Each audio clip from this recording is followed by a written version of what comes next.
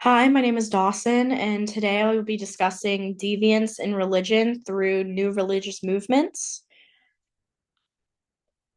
So, first, I'm going to start out by discussing the importance of this topic. And it's important to study deviance in religion, mainly because even though abuse can happen in any religion, NRMs are slightly more susceptible because of the environment. So usually they're very tight knit, they're very close, which can lend itself to either manipulative or abusive behavior. So it's important to study deviance in religion, especially because we are on a college campus and college students are incredibly vulnerable to NRM recruitment, mainly because there's a increase in loneliness and lack of social connection or uh, low perception of direction in college students' lives. So, what is a new religious movement? Sometimes you'll hear new religious movements be referred to as cults, and we'll discuss that in more in depth later. But new religious movements are hard to define as a whole. They are all different from each other, but a good way to think about them is that they're newly created movements that are they provide an alternative answer to mainstream religions, or answers to some question about life as a whole. And you can really conceptualize new religious movements on a spectrum from how deviant they are from their host culture.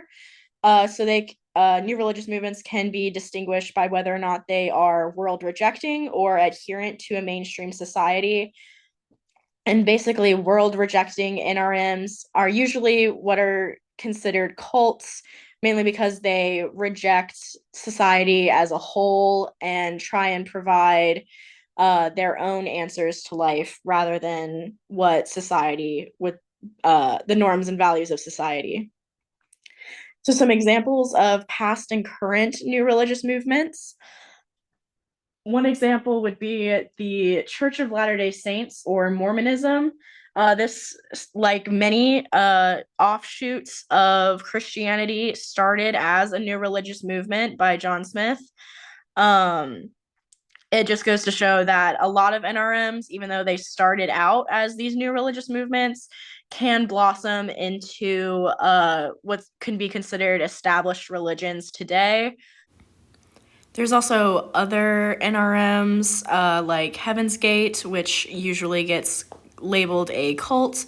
There's also fan based NRMs like Jediism or Snapeism, which are usually found in fandoms for some sort of media like a television show or a book.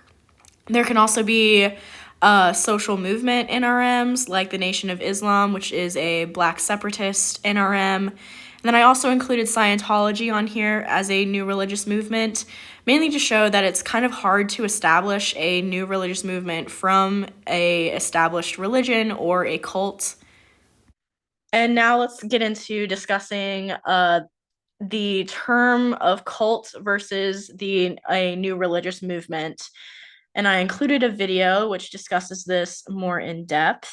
So the way we think of the word cult today started in the 1950s when fears of brainwashing took hold during the Korean War. To the American public, brainwashing was a scary but convincing answer to the question, why would anyone become a communist? Before long, brainwashing became a way to explain people's interests in other movements that society deemed abnormal, like new religions. So, as was discussed in the video, the cult term was mainly used for fringe religions and movements in the 1950s and really pushed this idea of brainwashing to kind of explain why someone would even want to join these movements.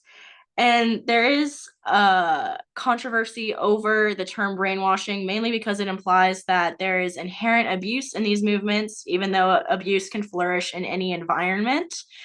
Um, the term cult can also be used as a term by the state to suppress various social movements, like a lot of socialist and communist organizations. And just an example of this would be the tragedy that was the 1985 Philadelphia Move bombing.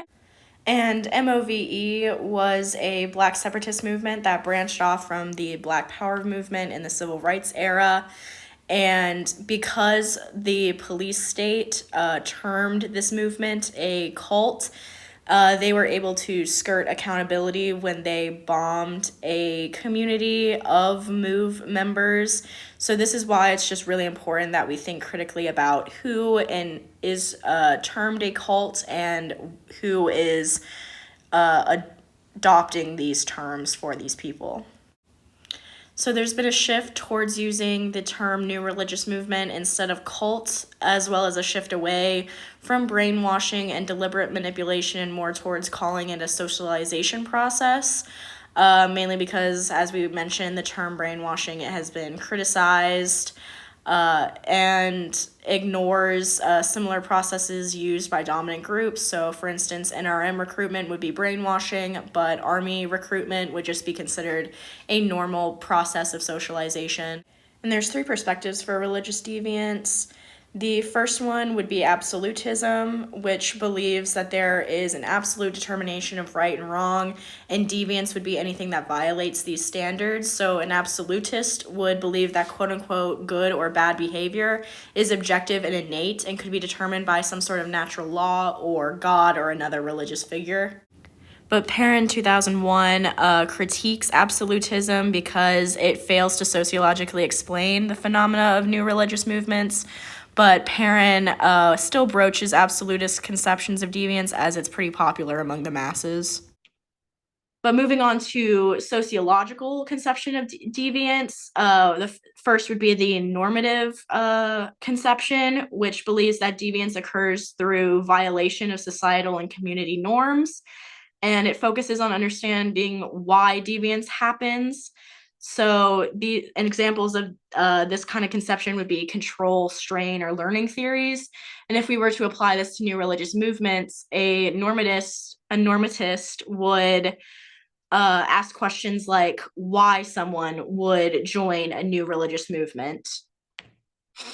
And the last conception of religious deviance would be the reactivist conception, which focuses on why certain actions or situations are considered deviant and also aims to explore who and what systems might be benefited by labeling a behavior as deviant.